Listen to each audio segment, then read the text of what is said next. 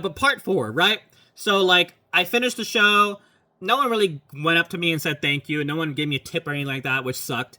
But I walked up to the event organizer, the one who called me Bud, and I was like, "Hey, thank you for everything." And he's like, "Yeah, we did a good job, or you did a good job today. We had fun today, or whatever." And she held out her hand like this, and I went to go shake her hand because I know it's a fucking business event. I assumed we were shaking hands. So then we had like this awkward like hand thingy, and then she was like, "Oh, I was going for a high five," and I was like, "Oh," and I went. And I just started laughing really awkwardly. And then she walked away, and then I was like, okay. And then I just finished packing up. And I just fucking left. So, yeah, I got back to my car, and I just sat in my car, and I was just like, that sucked. I felt so bad. And not just for, like, the people, but, like, I felt bad for my boss. Because, like, the last time we did a private event, last time I had a private event, like, everything went perfectly. Everything was great. I was scheduled to do, like, multiple shows throughout the year. It was at some golf club. Everything went great, right? Like, the show ended. People wanted to have pictures of me, or pictures with me. Like, everyone loved everything.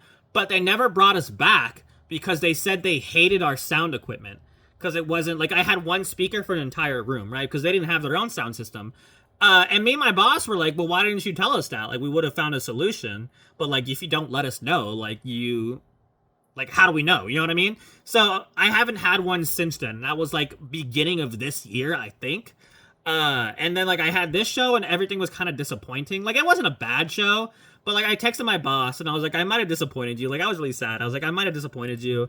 And, like, I gave the reasons why. And then he's like, did it not go well? And I was like, no, it went fine. It's just like this, and this. And then it didn't reply to me. Hasn't replied to me since. So I hope they didn't email him and be like, yeah, we're literally never doing this again. Or worse, they'll be like, can we have someone else next time we do this? I don't know, bro. I felt so bad.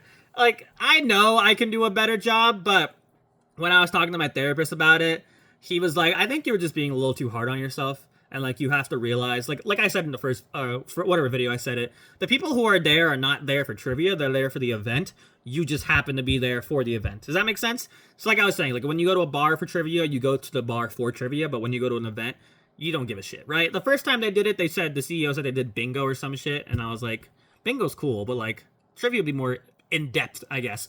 Also, the other thing is, I'm pretty sure, like, 60% of the people cheated, because I'd walk around and I see their phones out, and they'd have Google out, but, like, I literally could not be bothered to fucking say anything, so I was like, whatever, and I just let them fucking cheat. I don't give a shit. I was so over that day that, like, it affected my mental health for, like, 3 fucking days. But yeah, that was Saturday. Sorry for a lot of videos.